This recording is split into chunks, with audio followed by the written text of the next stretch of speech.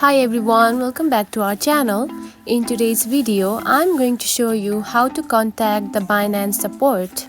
It is a very easy process, so let's dive right in. First of all, find the Binance app on your home screen. Now open it.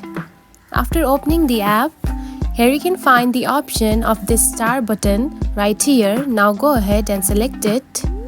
Then here you can find this headphones option right here. Now simply tap on it.